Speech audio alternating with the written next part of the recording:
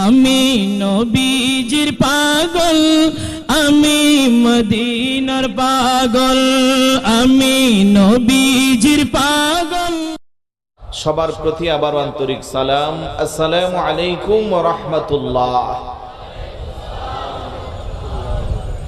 সর্বপ্রথম মহান আল্লাহ সুবহানাহু ওয়া তাআলার দরবারে অসংখ্য অগণিত শুকরিয়া, যেই আল্লাহ দয়া করে, মায়া করে, মহব্বত করে আজকের এই আজিমুশান বেহেশতের বাগানে আপনাকে আমাকে আসার বসার তৌফিক দান করেছেন। সেই আল্লাহর দরবারে শুকরিয়া আদায় করা দরকার আছে কি নাই? আসুন সকলে একবার অন্তরস্থল থেকে সবটুকুন আবেগকে উজাড় করে মহাব্বতের সাথে সমবেত কণ্ঠে রাত্রি নিস্তব্ধতাকে বন্ধ করার লক্ষ্যে সিংহের মতো গর্জন দিয়ে চিৎকার করে বলি আলহামদুলিল্লাহ। আর একটু জোরে বলি আলহামদুলিল্লাহ।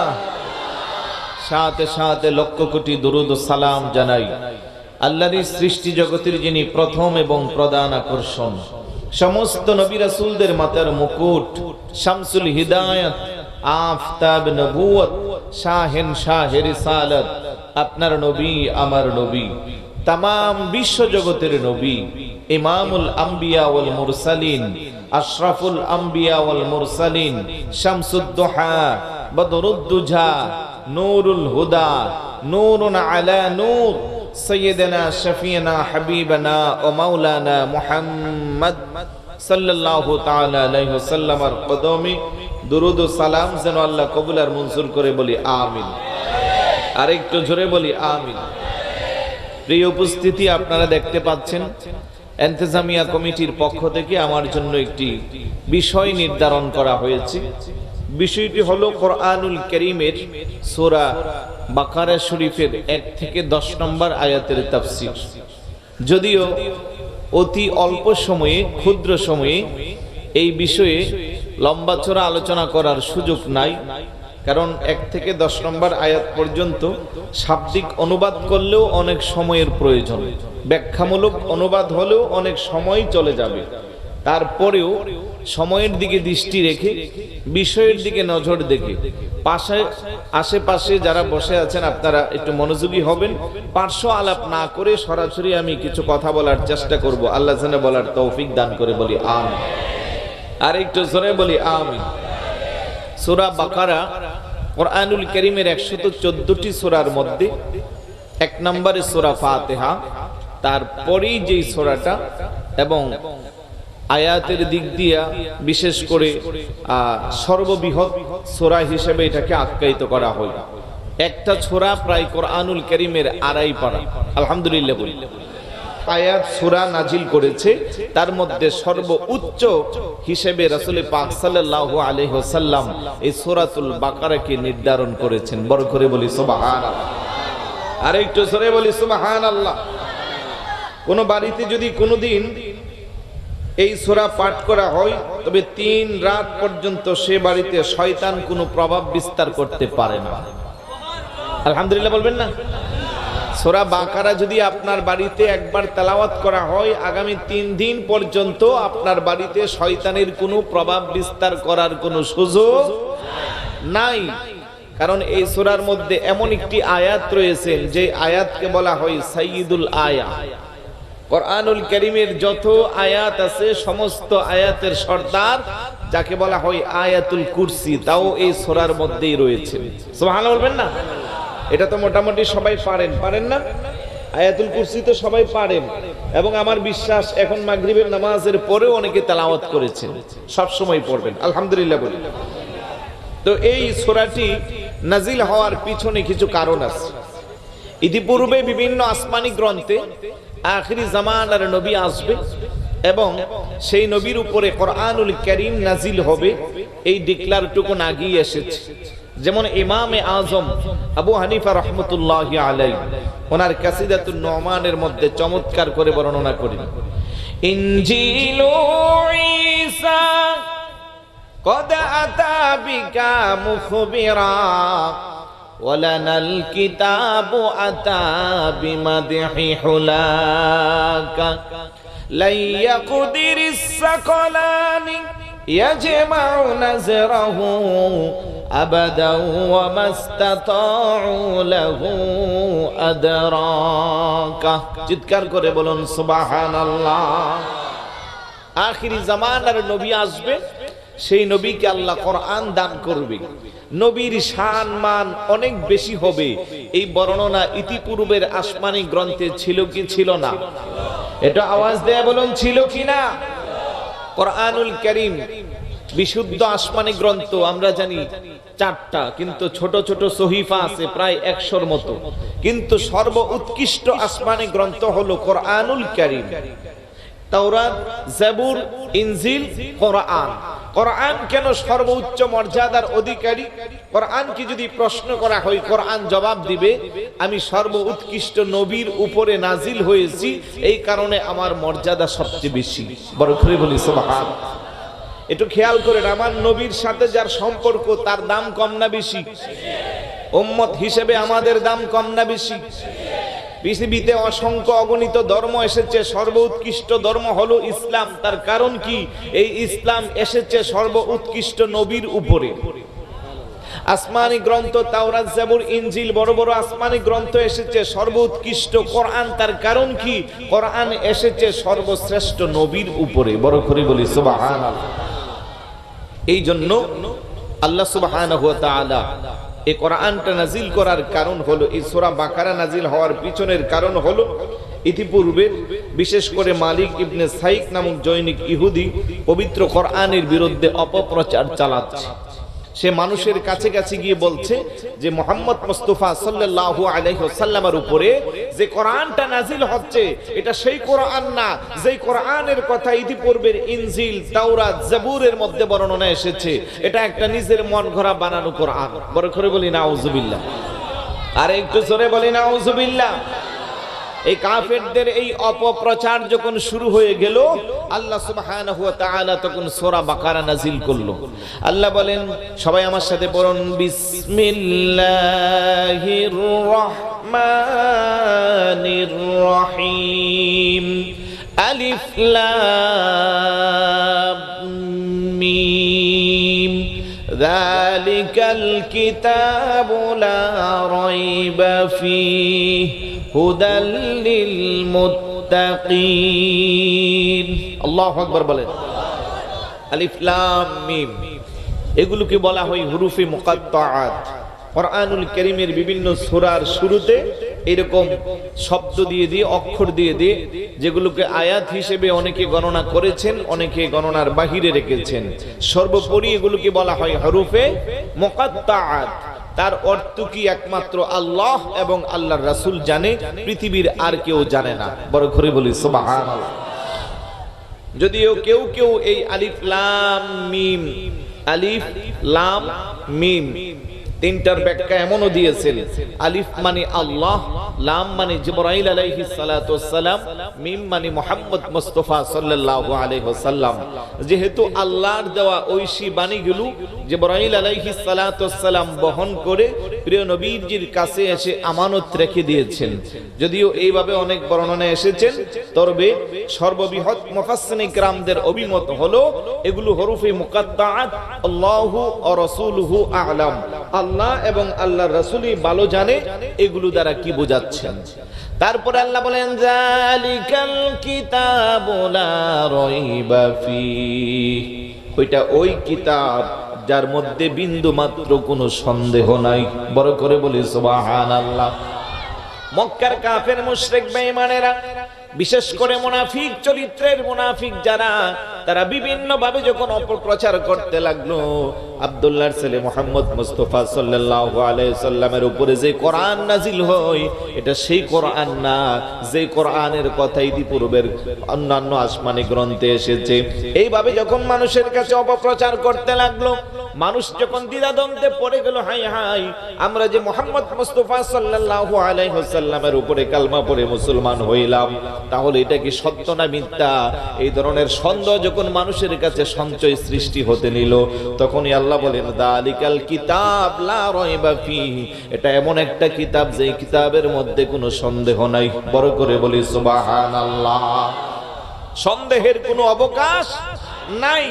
হুদাল্লিল মুত্তাকিন ওই সমস্ত ব্যক্তিদের জন্য যারা খোদা ভীরু লোকদের অন্তর্ভুক্ত। আল্লাহু আকবার বলবেন না? এই পৃথিবীতে যত রাইটার আছে, যত লেখক আছে, সবাই বই পুস্তক লিপিবদ্ধ করে, আমি নিজেও বই লিখেছি, এখানে অনেক লেখক এখানে আছেন। আমি যখন বই লিখি, ওই বইয়ের ভূমিকায় সর্বপ্রথম আমরা কেউ শুরু কালাম, কেউ পেশ কালাম, কেউ ভূমিকা, লেখকের কথা, ইতিকথা, শিরোনাম দিয়ে প্রথম 1-2 পৃষ্ঠা আমরা লিখি।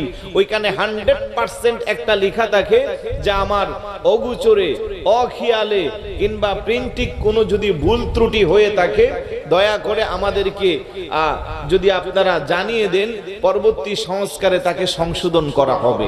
লেখা থাকে কি থাকে না? এটা আওয়াজ দেয়া বলুন, থাকে কি না?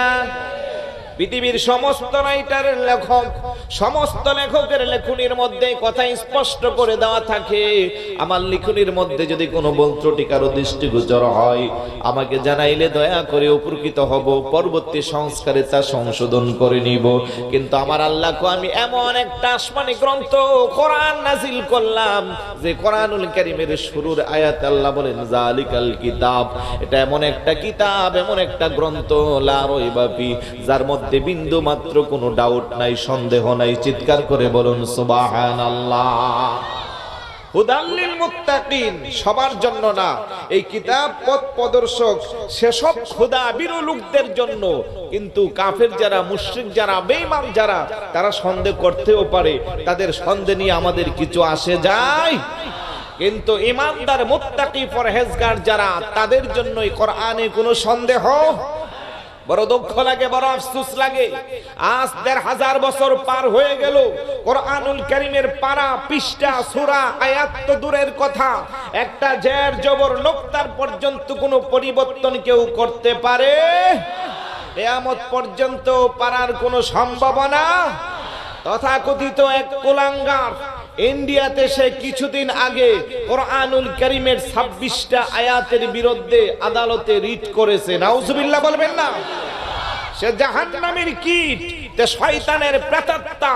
কোরআনুল কারীমের ২৬টা আয়াত নয়, একটা আয়াত নয়, একটা অক্ষর নয়, জের জবর নোক্তাকে যদি কেউ অস্বীকার করে তার ঈমান থাকবে? আর একটু জোরে বলুন, থাকবে নাকি? সুতরাং কত বড় শয়তানের প্রেতাত্মা হলে ইহুদি খ্রিস্টানদের টাকা খেয়ে মুসলমানদের এজেন্ডা নষ্ট করে, ইহুদি খ্রিস্টানদের এজেন্ডা বাস্তবায়নের জন্য কোরআনুল কারীমের আয়াতের বিরুদ্ধে রিট করতে পারে, সে যে জাহান্নামের কীট, তাতে কোনো সন্দেহ? আমি বলবো, গোটা পৃথিবীর সমস্ত কোরআনের পাণ্ডুলিপিকে যদি কেউ সমুদ্রে নিক্ষেপ করে, কেউ যদি আগুনে পুড়াইয়া দেয়, কেউ যদি ধ্বংস করার চেষ্টা করে, আমার এই আল্লাহর কোরআনের একটা আয়াত তো দূরের কথা, জের জবর নোক্তারও কোনো পরিবর্তন হবে? কারণ কোরআন সংরক্ষণের দায়িত্ব নিয়েছেন কে? আল্লাহ বলেন, ইন্না নাহনু নাযালনা যিকরা ওয়া ইন্না লাহু লাহাফিজুন। চিৎকার করে বলুন সুবহানাল্লাহ। এই কোরআনের সংরক্ষণের দায়িত্ব নিয়েছেন আল্লাহ। পৃথিবীর আর কোনো আসমানি গ্রন্থ নাই যে আসমানি গ্রন্থর হাফেজ খুঁজে পাওয়া যাবে। পৃথিবীর আর কোনো আসমানি গ্রন্থ নাই। ওরা আসমানি গ্রন্থ তো দূরের কথা, নির্দিষ্ট সময়ের কিছু অংশ কেউ মুখস্থ করতে পারে না। কিন্তু আল্লাহর এই কোরআনের হাজার হাজার হাফেজ কোরআন আছে না নাই? আর একটু জোরে বলুন, আছে না নাই? এ রমজান মাস আসছে, গোটা পৃথিবীতে কয়েক লক্ষ কোরআনের খতম আদায় হবে। আল্লাহু আকবার বলেন। বাড়ি বাড়ি, পাড়ায় পাড়ায়, মহল্লা মহল্লায়, গ্রামে গঞ্জে ছোট ছোট বাচ্চা ৫, ৭, ১০, ১২ বছর, এগুলোর সিনার মধ্যে আমার আল্লাহ কোরআনকে এত সুন্দর করে সংস্কার করে রেখে দিয়েছেন, এত সুন্দর করে স্থাপন করে দিয়েছেন। আমি মাঝে মধ্যে আশ্চর্য হয়ে যাই, রাস্তাঘাটে কোরআনে হাফেজ ছোট ছোট বাচ্চা পেলে আদর স্নেহ দিয়া তাদেরকে ইন্টারভিউ নেই। যেখান থেকে জিজ্ঞাসা করি তারা বলতে থাকে, বিবেককে প্রশ্ন করি, আজকে তো কম্পিউটারের যুগ, কম্পিউটারে যদি কোনো অ্যাপসের মধ্যে, মোবাইল অ্যাপসে যদি ক্লিক করা হয়, অনেক সময় হ্যাং হয়ে আসতে সময় লাগে। কিন্তু আল্লাহর কোরআনের পাখিগুলোকে প্রশ্ন করতে দেরি হয়, ভিতর থেকে জবাব আসতে দেরি হয় না। চিৎকার করে বলুন সুবহানাল্লাহ। আর একটু জোরে বলুন সুবহানাল্লাহ।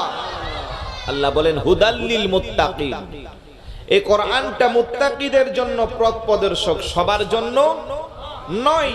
আমরা যারা ঈমানদার মুসলমান আছি, এই কোরআনের মধ্যে আমাদের জন্য কোনো সন্দেহ, আর একটু জোরে বলুন, কোনো সন্দেহ, কোনো বিষয়ে সন্দেহ হলে তা হয় দুটি কারণে। বলেন কয়টা কারণে? যে কোনো একটা বিষয়ে যদি আপনি সন্দেহ করেন, দুই কারণে আপনার সন্দেহ হবে। এক নাম্বার হলো, যে বিষয়ে সন্দেহ হলো সেই বিষয়ে সন্দেহের কোনো উপকরণ থাকে। সন্দেহকারীর বুদ্ধির অভাবে তথা বুঝার ভুলের কারণে সন্দেহ সৃষ্টি হয়। এই জন্য আমার আল্লাহকে, আমার এই কোরআন হলো আমি আল্লাহ, আমি নিজে আমার হাবিবের কাছে কোরআনকে পাঠাচ্ছি, কোনোভাবেই যেন তোমাদের কোনো সন্দেহ সংশয় সৃষ্টি হতে না পারে। শুরুতে আমি আল্লাহ তার ফায়সালা করে দিলাম, জালিকাল কিতাব লা রাইবা ফি, এটা এমন একটা কিতাব যেই কিতাবের মধ্যে কোনো সন্দেহ নাই। আল্লাহু আকবার বলবেন না? সন্দেহ যদি সৃষ্টি হয়, যেমন মক্কার কাফের মুশরিকরা রাসূল পাক সাল্লাল্লাহু আলাইহি ওয়াসাল্লামের যখন কোরআনের আয়াতগুলো মানুষকে শোনালেন, একের পর একটা তারা অজুহাত তুলে দিল। তারা বলল এটা আপনার বানানো কোরআন। আল্লাহ সঙ্গে সঙ্গে বললেন, হাবিব আমার, দোস্ত আমার, আপনি এবার তাদের জবাবে আপনি বলে দেন, ওয়া ইন কুনতুম ফি রাইবিন মিম্মা নাযালনা আলা আবদিনা ফাতু বিসূরাতিন মিন মিসলি ওয়াদউ শুহাদাআকুম মিন দুনিল্লাহি ইন কুনতুম সাদিকিন। চিৎকার করে বলুন সুবহানাল্লাহ। ইয়া রাসূলুল্লাহ, ইয়া হাবিবাল্লাহ, তারা যেহেতু আপনাকে সন্দেহ করে, তাদেরকে আপনি আমি আল্লাহর পক্ষ থেকে জানিয়ে দিন, ওয়া ইন কুনতুম ফি রাইবিন মিম্মা নাযালনা আলা আবদিনা, আমি আমার হাবিবুল্লাহর উপরে যে কিতাব নাযিল করলাম তার প্রতি যদি তোমাদের কোনো সন্দেহ থাকে, ফাতু বিসূরাতিন মিন মিসলিহি, তাহলে কোরআনুল কারীমের একটা সূরার মতো তোমরা সূরা এনে দাও। প্রয়োজনে তোমাদের যত সাহায্যকারী আছে, আল্লাহ ব্যতীত তোমাদের সমস্ত সাহায্যকারীদেরকে তোমরা একত্রিত করো। বড় করে বলুন আল্লাহু আকবার। তারা শত চেষ্টা করলো, কোনোভাবেই সম্ভব হলো না। তারপর আল্লাহ বলেন, আমি ইয়াকুলুনা ইফতারা কুল ফাতু বিআশরি সুওয়ারিন মিন মিসলিহি। প্রথমে আল্লাহ চ্যালেঞ্জ করলেন একটা সূরার কথা। তারা একটা সূরা দূরের কথা, অনেক চেষ্টা করে চিন্তা করে তারা সূরা আয়াত নাযিল করতে পারেন না। পুরা সূরা কোত্থেকে করবে, তাদের সেই ক্ষমতা পাওয়ার নাই। তারপর আল্লাহ সুবহানাহু ওয়া তাআলা নতুন করে তাদেরকে চ্যালেঞ্জ করে দিলেন, একটা সূরা তো দূরের কথা, একটা সূরা যেহেতু তোমরা পারবা না, তাহলে তোমরা কষ্ট করে অন্তত কোরআনুল কারীমের 10টা আয়াতকে নাযিল করে দাও। বড় করে বলুন আল্লাহু আকবার। আর একটু জোরে বলুন আল্লাহু আকবার। আল্লাহ বলেন, আম ইয়াকুলুনা ইফতারা কুল ফাতু বিসূরাতিন মিসলিহি উদউ মান ইসতাতা'তুম মিন দুনিল্লাহ ইন কুনতুম সাদিকিন। এই আয়াতে বললেন, আমি যে কোরআন নাযিল করলাম, আমার হাবিবুল্লাহর আয়াত কোরআনের মধ্যে যদি তোমাদের সন্দেহ সৃষ্টি হয়, সন্দেহ সঞ্চয় যদি তোমাদের সৃষ্টি হয়, তাহলে কোরআনুল কারীমের মতো গোটা কোরআন লাগবে না। ফাতু বিসূরাতিন মিন মিসলিহি, একটা সূরার মতো সূরা নাযিল করে দাও। বড় করে বলুন আল্লাহু আকবার। তোমাদের যত সাহায্যকারী আছে সবাইকে নিয়ে আসো। কিন্তু তারা কি আদৌ পারবে? আর একটু জোরে বলুন, পারবে? কিয়ামত পর্যন্ত সম্ভব? অনেক চেষ্টা করছে কাফেররা, পারে না।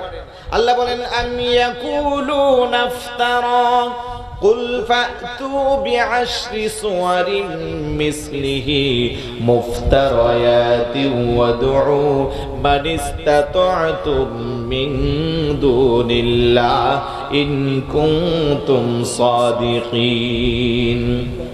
ফাতু বিসূরাতিন মিন মিসলিহি, কোন কোন আয়াতে আল্লাহ বলছেন সূরার মতো একটা সূরা দাও, আয়াতের মতো একটা আয়াত দাও, অন্তত 10টা আয়াতের মতো। ফাতু বিআশরি সুওয়ারিন, 10টা সূরার মতো সূরা দাও। কিন্তু সব জায়গায় তারা ব্যর্থ হয়েছে। তারা কোনোভাবেই আয়াত, আল্লাহর আয়াত তো দূরের কথা, সূরা তো দূরের কথা, পারা তো দূরের কথা, বরং তারা সূরা বানাইতে গিয়া আরো নিজেরা ধরা খেয়ে গেছে। কথা বলেন ঠিক কি না? তাইলে আজ পর্যন্ত কোনো কবি, কোনো সাহিত্যিক, কোনো লেখক, কোনো গবেষক কোরআনুল কারীমের একটা আয়াতকে নকল করে তার মতো আরেকটা আয়াত বানাবে এই সাহস আজ পর্যন্ত কেউ পায়? কিয়ামত পর্যন্ত পাওয়ার কোনো সম্ভাবনা আছে? আর একটু জোরে বলুন, আছে? তবে কোরআনটা একমাত্র মুত্তাকিদের জন্য। এই কোরআন হেদায়েত কার জন্য? হুদাল্লিল মুত্তাকিন, মুত্তাকিদের জন্য। একবার হযরতে ওমর ইবনুল খাত্তাব রাদিয়াল্লাহু তাআলা হযরতে উবাই ইবনে কাব রাদিয়াল্লাহু তাআলা আনহুকে জিজ্ঞেস করেছিলেন যে তাকওয়ার তাৎপর্য কি? হুদাল্লিল মুত্তাকিন, একটু মনোযোগ দিন এদিকে, গুরুত্বপূর্ণ কথা। মুত্তাকিন, আমরা তো সবাই নিজেকে মুত্তাকি দাবি করি, করি কি করি না? পরহেজগার আল্লাহওয়ালা দাবি করি কি করি না? হযরতে ওমর ইবনুল খাত্তাব রাদিয়াল্লাহু তাআলা উবাই ইবনে কাব রাদিয়াল্লাহু তাআলা আনহুকে জিজ্ঞেস করে, রে ভাই, তাকওয়ার তাৎপর্য কি আমাকে একটু তুমি বুঝিয়ে দাও। উবাই ইবনে কাব রাদিয়াল্লাহু তাআলা আনহু বলেন, ওগো আমাদের আমিরুল মুমিনিন, আপনি কি কোনোদিন কাঁঠাযুক্ত বাগানের মাঝখান দিয়ে হেঁটেছেন? আল্লাহু আকবার বলেন। এমন কোন রাস্তা কি আপনি অতিক্রম করেছেন, চলাফেরা করেছেন যে রাস্তার মধ্যে শুধু কাঁটা আর কাঁটা? বলে হ্যাঁ, ওই কাঁটাযুক্ত রাস্তা দিয়ে যখন আপনি অতিক্রম করেন, চলাফেরা করেন, কিভাবে আপনি নিজেকে রক্ষা করেন? হযরতে ওমর বৃদ্ধা আঙ্গুলের মধ্যে বর দিয়া দিয়া পুরা পা যদি ফেলে দেয়, কাঁটার আঘাত লাগে, পা যখন ফুলে যাইবে, রক্তাক্ত হয়ে যাবে। বৃদ্ধা আঙ্গুলটা দিয়ে কোন রকমে আস্তে আস্তে করে নিজেকে সংযুক্ত করে রাস্তা পারাপার হয়। হযরতে উবাই ইবনে কাব রাদিয়াল্লাহু তাআলা আনহু বলে, এই হইছে মুত্তাকিদের অবস্থা। মুত্তাকি যারা, পরহেজগার যারা, আল্লাহওয়ালা যারা, তারা দুনিয়ার জীবন যাপন চালাবে, সুন্দর করে তারা তাদের জীবন অবস্থাপন করবে। তবে তারা এমন ভাবে চলবে, কোনো শিরিক, বেদাত, কোনো গুনাহ, কোনো অহংকার, কোনো কাজ তাদেরকে ধ্বংস করতে পারবে না। হাজারো বাধা বিঘ্নতাকে উপেক্ষা করে তারা তাদের সুন্দর মতো জীবন চালাবে। বড় করে বলি সুবহানাল্লাহ। আপনি বলবেন এই সমাজে চলতে গেলে সুদখোরের সাথে উঠা বসা করতে হয়। কথা বলেন ঠিক না বেঠিক? বলে হুজুর, আপনি যে দাওয়াত খাইলেন, আজকে সকালবেলা মাত্র সুদের টাকাগুলো আমার কাছ থেকে নিল, আর ওই মচমচা টাকা দিয়ে আপনার জন্য বাজার করে আনছে। এখন ফতুয়া চাই হুজুরের কাছে, সুদখোরের ঘরে খাওয়া যাবে কি যাবে না? কিন্তু পরিস্থিতিটা এমন হয়েছে, একই সমাজে বসবাস করতে গেলে কে সুদ খায়, কে না খায় জানাও যায় না। কেউ প্রকাশ্যে খায়, কেউ গোপনে খায়, কারো টাকা জালিয়ার গাঁঠা লাগায়, কারো টাকা আনোয়ারা জায়গায় লাগায়। তো কেমনে বুঝবেন? কথা কোন ঠিক না? তো মুত্তাকি যারা, তারা যেই কাজে সন্দেহ সৃষ্টি হবে, সংশয় সন্দেহ থাকলে পরে ওই কাজ থেকে ওরা দূরে থাকে। কাঁটাযুক্ত রাস্তা দিয়ে যেমন বৃদ্ধাঙ্গুলে বর করে করে কোন রকমের রাস্তা পারাপার হয়ে নিজেকে রক্ষা করে, হযরতে উবাই ইবনে কাব রাদিয়াল্লাহু তাআলা আনহু বলে যে এইভাবে মুত্তাকি এবং পরহেজগার তথা তাকওয়া আপনাকে অবলম্বন করতে হবে। বড় করে বলি সুবহানাল্লাহ। আল্লাহ বলেন, বালা মান আউফা বিআহদিহি ওয়াত্তাকা ফাইন্নাল্লাহা ইউহিব্বুল মুত্তাকিন। যারা স্বীয় অঙ্গীকার রক্ষা করে, বালা মান আউফা বিআহদিহি, নিজের অঙ্গীকারকে যারা রক্ষা করে, ওয়াত্তাকা এবং আল্লাহকে ভয় করে। বান্দা একমাত্র ভয় করবে কাকে? আর একটু জোরে বলুন, কাকে? বান্দা একমাত্র আল্লাহকে ভয় করবে। এমন বান্দা যদি হয়, আল্লাহ কফা ইন্নাল্লাহা ইউহিব্বুল মুত্তাকিন, নিশ্চয় আল্লাহ এমন খোদা বিরু যারা মুত্তাকি, যারা তাদেরকে মহব্বত করে। বড় করে বলি সুবহানাল্লাহ।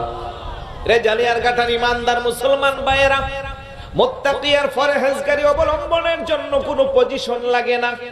আজকে আপনাদের মাননীয় এমপি মহোদয় মুস্তাফিজুর রহমান দীর্ঘ একটা সময় রাজনৈতিক ক্যারিয়ার তৈরি করে এখন বাঁশখালীর এমপি হয়েছে। কথা কোন ঠিক কিনা? আপনি একজন বিশাল বড় শিল্পপতি, অনেক দিন যাবত আপনি ব্যবসার পিছনে শ্রম দিয়েছেন। এক সময়ে যায় আপনি প্রতিষ্ঠিত ব্যবসায়ী হয়েছেন, হাজার হাজার কোটি টাকার মালিক হয়েছেন। কথা কোন ঠিক কিনা? এইভাবে দুনিয়ার প্রত্যেকটা জিনিসের পজিশন অর্জন করতে গেলে তাকে অনেক কষ্ট করতে হয়, শ্রম দিতে হয়। কিন্তু বান্দা যদি মুত্তাকি তথা পরহেজগার আল্লাহওয়ালা হতে চায়, তার টাকা পয়সাও তেমন লাগে না, যশ খ্যাতি তেমন লাগে না। বান্দা যদি দুনিয়ার সম্পর্ক ছেদ করে আল্লাহর সাথে গভীর সম্পর্ক করে, তাহাজ্জুদের মুসল্লায় বসে বসে যদি বান্দা আল্লাহর প্রেমে 2 ফোঁটা চোখের পানি ছেড়ে দেয়, ওই বান্দা রিস্কাওয়ালা ঠেলা গাড়িওয়ালা সাধারণ মানুষ হইতে পারে, ওই বান্দা কিন্তু আল্লাহর নিকট মর্যাদাশীল হয়ে যায়। কথা বলেন ঠিক কিনা? আল্লাহ বলেন ইন্না আকরামাকুম ইনদাল্লাহি আতকাকুম, আল্লাহর নিকট মর্যাদা তার তত বেশি, নিকটবর্তী সে তত বেশি যাবে, তার মর্যাদা তাকওয়া যত বেশি। বড় করে বলি সুবহানাল্লাহ। আজকের মুসলমান নামাজ পড়ে, রোজা রাখি, হজ করি, যাকাত দেই, আমি মাত্র মুসলমান, কিন্তু ঈমানটা নড়ে বড়ে আছে না নাই? আরে একটু জোরে বলুন, আছে না নাই? বাসকালী আসলে পরে মসজিদের ইমামতি নেওয়ার জন্য ইয়া নবী সালামু আলাইকা রাতারাতি শিখে ফেলে, গাউসিয়া শরীফের খতম রাতারাতি শিখে ফেলে। আবার যখন নিজ এলাকায় বাড়িতে যায়, ও কিসের কিয়াম, কিসের মিলাদ, কিসের গাউসিয়া খতম, এগুলো সব বেদাত। বড় করে বলুন নাউজুবিল্লাহ। আছে তো? এটা আওয়াজ দিয়ে বলুন, আছে না নাই? আর কি ঈমান আছে? টুপি আছে, পাগড়ি আছে, জুব্বা আছে, দাড়ি আছে, কি নাই? ঈমান ছাড়া কখনো মুত্তাকি হওয়া যায়? আল্লাহ বলেন ওয়া'লামু আন্নাল্লাহা মা'আল মুত্তাকিন, বান্দা জেনে রেখো আমি আল্লাহ মুত্তাকি যারা তাদের সাথে আছি। বড় করে বলি সুবহানাল্লাহ। এই জন্য আল্লাহর ওলি যারা, তারা নির্জনে বসবাস করে, গভীর জঙ্গলের মাঝখানে তাদের অবস্থান, বাঘ, সিংহ, বল্লুক তাদেরকে আক্রমণ করে না। পৃথিবীর কাউকে তাদের নিরাপত্তার জন্য কেউ লাগে না, কারণ বাঘ, সিংহ, বল্লুক, হিংস্র পানির যিনি মালিক তিনি কে? আরেকটু জোরে বলুন, আরেকটু জোরে বলুন। সে আল্লাহকে ওয়া'লামু, জেনে রেখো, আন্নাল্লাহ, নিশ্চয় আমি আল্লাহ, মা'আল মুত্তাকিন, মুত্তাকিদের সঙ্গে আছি। তো যাদের সাথে আল্লাহ আছে তার সাথে আর কারো দরকার আছে? পৃথিবীর যত সৈন্য সামগ্রী, ফুডস, যত কিছু আছে আমাদের দেশে, যেমন আমাদের আছে আর্মি, বিডিআর, সেনাবাহিনী, নৌবাহিনী, পুলিশ, তারপরে বিজিবি, র্যাব, আছে না নাই? এই সব কিছু আমাদের শান্তি এবং সুশৃঙ্খল নিরাপত্তার জন্য আছে। তো আল্লাহকে আমি যার সাথে আছি আর তার সাথে কারো কোনো দরকার। আল্লাহ বলেন ইয়া আইয়ুহাল্লাযীনা আমানুত্তাকুল্লাহ, কে 1-200 কাপড় ক্রয় করে বাসকালী জালিয়াঘাটা মাইকে অ্যানাউন্স করে আগামীকাল এতটা সময় অমুক সাহেব শাড়ি বিতরণ করবে। বড়রাতে এসে লম্বা লাইন দেওয়ার সময় দেখা গেছে একজনের পায়ে দুদিত হয়ে পায়ের নিচে পড়ে আরেকজন ওইখানে শেষ হয়ে যাচ্ছে। আছে না নাই? এটা কি যাকাত হলো? এটা কি সুষম বন্টন হলো? আর বাজার যারা আছেন ব্যবসায়ী, টেরি বাজারে গেলে দেখা যায় ওইখানে সাইনবোর্ড, এখানে যাকাতের শাড়ি পাওয়া যায়, যাকাতের লুঙ্গি পাওয়া যায়। নাউজুবিল্লাহ বলবেন না? এই দামিগুলো, এর দাম একেবারে কম, 100 টাকা, 150 টাকা, 200 টাকা দামের এগুলো একবার পড়লে আর দ্বিতীয়বার ধুইলে খুঁজে পাওয়া যায় না। তো ইসলামের অন্যতম একটা রুকন এই যাকাত ব্যবস্থাকে যারা এইভাবে প্রহসনের সাথে মানুষের সামনে উপস্থাপন করে, যেই সমস্ত ব্যবসায়ীরা এই যাকাতের মতো একটা পবিত্র জিনিসকে নোংরা দৃষ্টিতে আলাদা করে কম দামের কাপড় তৈরি করে সাইনবোর্ড ব্যানার দিয়ে মানুষের হাতে পৌঁছায়, আর যেই সমস্ত শিল্পপতিরা যাদের উপরে যাকাত ফরজ তারাও এনে এগুলো মানুষের হাতে তুলে দেয়, কখনো তাদের যাকাত আদায় হবে? আর একটু জোরে বলুন, হবে? মনে রাখবেন ওমিম্মা রাযাকনাহুম ইউনফিকুন, আল্লাহ আপনাকে যে সম্পদ দিয়েছে সেই সম্পদ থেকে আল্লাহর পথে আপনি সম্পদ ব্যয় করলে আপনার সম্পদ কখনো কমবে? বরং আপনার সম্পদ সমুদ্রের মাঝখানে, আপনার সম্পদ বিমানে, আপনার সম্পদ রাস্তায়, যানবাহনে, আপনি যদি যথাযথভাবে ইসলামের হুকুমকে পালন করে, ইসলামের শরীয়তকে প্রাধান্য দিয়ে যথাযথ যদি আপনি আপনার সম্পদের সুষম বন্টন যাকাত ব্যবস্থার মাধ্যমে করেন, আমার আল্লাহ আপনার সম্পদের জিম্মাদারি নিয়ে নিবে। বড় করে বলি সুবহানাল্লাহ। আটলান্টিক মহাসাগরে আপনার জাহাজে হাজার হাজার কোটি টাকার সম্পদ, যে কোনো সময় এটা ডুবে যেতে পারে, কিন্তু যাকাত ব্যবস্থা যদি আপনি যথাযথভাবে আদায় করেন, আমার আল্লাহ আপনার সেই ডুবন্ত জাহাজকে আপনার কাছে ফিরিয়ে দিবে। আর একটু জোরে বলুন সুবহানাল্লাহ। কারণ আপনার সেই সম্পদের মধ্যে হাজার হাজার গরিব দুঃখীর হক আছে না নাই? আর একটু জোরে বলুন, আছে না নাই? এই জন্য তার নিরাপত্তার দায়িত্ব আল্লাহ নেবে। কিন্তু আমরা যেই পদ্ধতি, যেই প্রক্রিয়া দিয়ে আমরা যাকাত ব্যবস্থা আমাদের সমাজে চালাচ্ছি, আমরা যেই পদ্ধতিতে দান করি, এটা কখনো আল্লাহ খুশি হবে? তারপরে আল্লাহ বলেন ওয়াল্লাযীনা ইউমিনুনা বিমা উনজিলা ইলাইকা ওয়া মা উনজিলা মিন ক্বাবলিক ওয়া বিল আখিরাতি হুম ইউকিনুন। আর যারা বিশ্বাস করে সেই কিতাবের প্রতি, বিমা উনজিলা ইলাইকা আপনার উপরে নাজিল করেছি, ওয়া মা উনজিলা মিন ক্বাবলিক এবং আপনার পূর্ববর্তী তাদের উপরে নবী আলাইহিস সালাতু ওয়াস সালাম যারা ছিল তাদের উপরে কোরআন নাজিল করেছি, ওয়া বিল আখিরাতি হুম ইউকিনুন আর যারা আখিরাতের প্রতি বিশ্বাস স্থাপন করে, বড় করে বলি সুবহানাল্লাহ। ওই মুত্তাকি পরহেজগারদের কথাগুলো ক্রমান্বয়ে সামনে আসছে যে মুত্তাকি হতে গেলে এই কোরআনে কোনো সন্দেহ নাই, যেমন করে আপনাকে মানতে হবে তেমন করে অদৃশ্য বিষয়ের প্রতি ঈমান রাখতে হবে, নামাজ কায়েম করতে হবে, আল্লাহর দেওয়া সম্পদ থেকে আল্লাহর পথে ব্যয় করতে হবে, আল্লাহর হাবিবুল্লাহর উপরে আল্লাহ সেই কোরআন নাজিল করেছেন সেই জিনিসের প্রতি আপনাকে ঈমান আনতে হবে, পূর্ববর্তী আসমানি কিতাব সমূহের উপর ঈমান আনতে হবে এবং পরকালের প্রতি আপনাকে পূর্ণ বিশ্বাস রাখতে হবে। বড় করে বলি সুবহানাল্লাহ। আমাদের দেশে বহু আছে শিক্ষিত নামের অশিক্ষিত মূর্খ, যারা বলে পরকাল আবার কি, এই দুনিয়াটা মস্ত বড়, খাও দাও ফুর্তি করো, আছে না নাই? ওরা কখনো ইমানদার হতে পারে? আর একটু জোরে বলুন পারে?